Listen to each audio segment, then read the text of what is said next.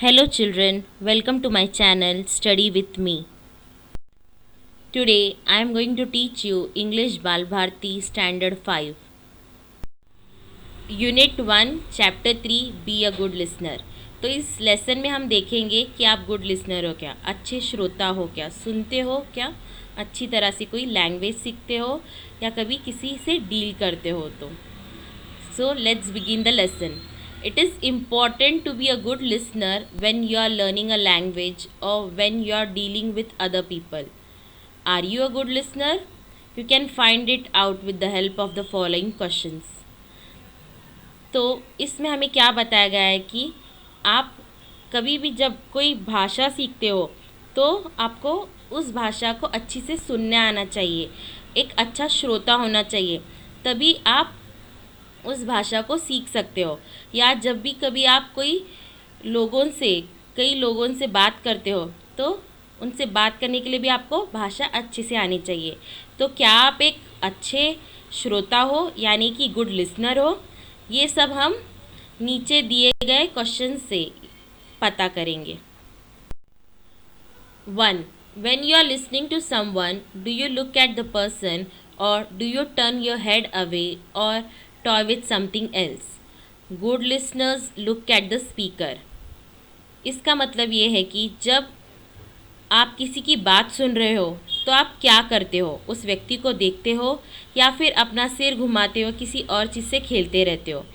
एक अच्छा श्रोता वो होता है जो वक्ता को देखता है। Good listeners look at the speaker.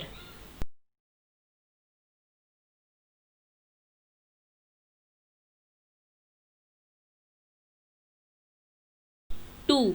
Do you pay attention to what the speaker is saying? Good listeners pay close attention to the speaker. क्या आप ध्यान देते हो कि वक्ता क्या कह रहा है? अच्छा श्रोता वो होता है जो पूरी ध्यान से वक्ता जो कह रहा है वो सुनता है।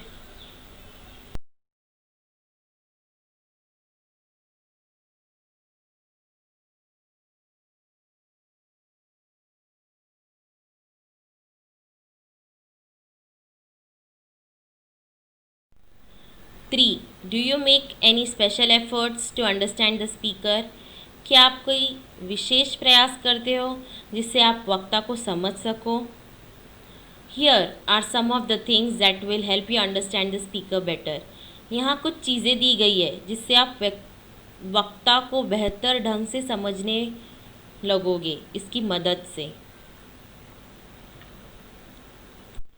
If you hear some new or unfamiliar words, try to guess their meaning from the context. अगर आप कोई नए या अपरिचित कभी नहीं सुने हुए वर्ड्स आप सुनते हो जब स्पीकर यानी कि वक्ता बोल रहा हो, तो क्या आप उसका मीनिंग यानी अर्थ क्या है ये सोचते हो, ये समझने की कोशिश करते हो? You can try to guess what the speaker will say next. क्या आप ये अनुमान लगाते हो कि वक्ता आगे क्या बोलेगा, क्या कहेगा? आप ये कोशिश करते हो कि वो क्या कह सकते हैं आगे? Try to keep listening even when you feel that you do not understand the speaker or even when you disagree with the speaker. आप सुनते रहिए कि वक्ता क्या कह रहा है, वो समझने की कोशिश करें। तब भी जब आप वक्ता से असहमत हो, आपको कुछ नहीं समझ रहा हो, तब भी आप सुनते रहिए कि वक्ता क्या कहना चाह रहा है, उनकी बातें सुनते रहिए। Wait for the speaker to finish what he is saying, then you can get your doubts clear by asking polite questions. आप रुके उस समय तक जब तक वक्ता अपना कहना या बोलना बंद ना करें।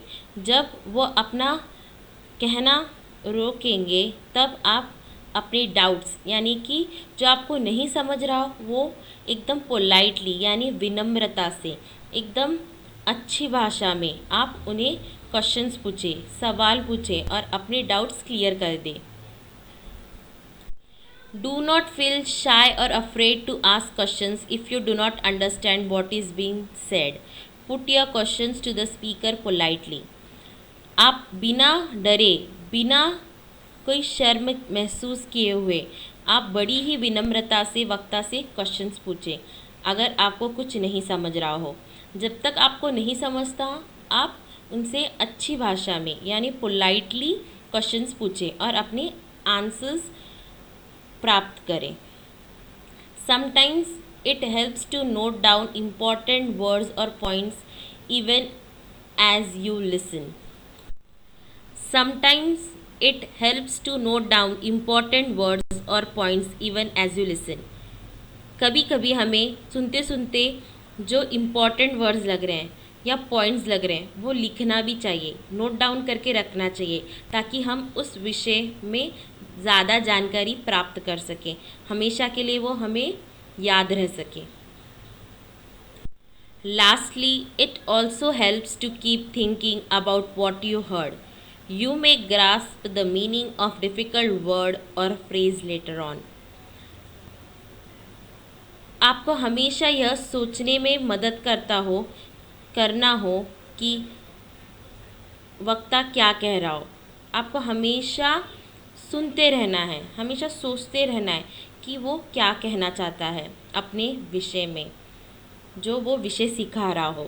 और अगर आप कोई वर्ड का डिफ़िकल्ट वर्ड्स हो या फ्रेजेस हो जो उन्होंने बताएं आपको नहीं समझ रहा हो तो आप उसका मीनिंग यानी कि क्या मीनिंग है, क्या मतलब है, ये बाद में भी ग्रास्प कर सकते हो, यानी कि बाद में भी देख सकते हैं उसका मीनिंग क्या है और फिर अच्छे से उस विषय को समझ सकते हो।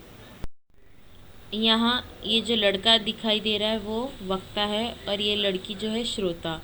ये अब कुछ सेंटेंस कहेगा जिसे ये लड़की समझने की कोशिश करेगी।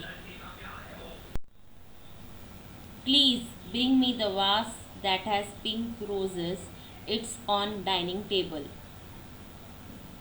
कृपया मेरे लिए फूलदान लेकर आइए जो वो टेबल पर रखा हुआ है, मेज़ पर रखा हुआ है, जिसमें गुलाबी गुलाब है, पिंक कलर के रोजेस है। तो यहाँ पे वास का मीनिंग क्या है? A bed of roses, a kind of pot या फ्रॉक। तो आपको क्या लग रहा है इसका मतलब क्या हो सकता है? वास मीन्स अ फ्लावर पॉट, फूलदान। लड़की समझ गई कि उस लड़के ने उससे फूलदान मंगाया। वास का मीनिंग फूलदान है।